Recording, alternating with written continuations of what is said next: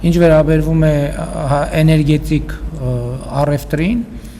ես ձեզ ասեմ հետևյալը, երկու ուղղություն է պետք է հաշվի առնել։ Մենք մինչև բոլորովին վերջերս մենք խոսում ենք, որ Հայաստանը ունի էլեկտրաէներգիայի ավելցուկ։ Հիմա մենք պիտի խոսենք նրա մասին, որ Հայաստանը կարող է ունենալ էլեկտրաէներգիայի պահանջարկ, ինչու, որովհետև ինչպես տեսնում եք, մեծ տեմպերով զարգանում են արհեստական բանականության գործարանները, իսկ արհեստական բանականության գործարանները մեր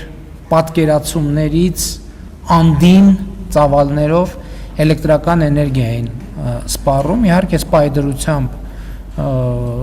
բնականաբար մեր մեծ իրադրության մեջ բան չի փոխվել, բայց այն պլանները, որ մասնավորապես ներդրողներն ունեն արհեստական բանականության ոլորտում նոր գործարաններ կառուցելու առումով Հայաստանի Հանրապետությունում, դա մեզ ստիպում է մտածել, որ մենք մեր էներգետիկ ռազմավարությունները պետք է նորից վերանայենք, որպեսզի այս նոր պայմաններին եւ ակնկալիքներին համապատասխան կարողություններ ունենանք, բայց ընդհանուր առմամբ ես ուզում եմ ասել, որ մեր ռազմավարությունը էներգետիկ 100%-անոց անկախությունն է, ինչի մասին ես նախկինում ասել եմ, ինչպես Հայաստանում արևային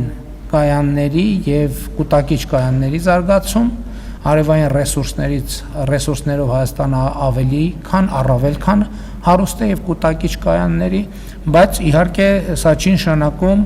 որ մենք միջազգային առևտրից էլեկտրական էներգիայի դուրս ենք մնալու, երբեմն կարող ենք մենք արտահանել, երբեմն կարող ենք ներկրել, այդ թվում Ադրբեջանի հետ կարող ենք ունենալ գործընկերություն, գործակցություն, այդ թվում էլեկտրաէներգիա արտահանելու եւ ներմուծելու մասով, ինչպես մնացած բոլոր երկրների հետ, Թուրքիայի հետ, Իրանի Իսլամական Հանրապետության հետ, Վրաստանի հետ եւ այդպես շարունակ։ Մարզպետների մասով ես ճիշտն ասած էլի եմ լսել, որ այդպիսի բան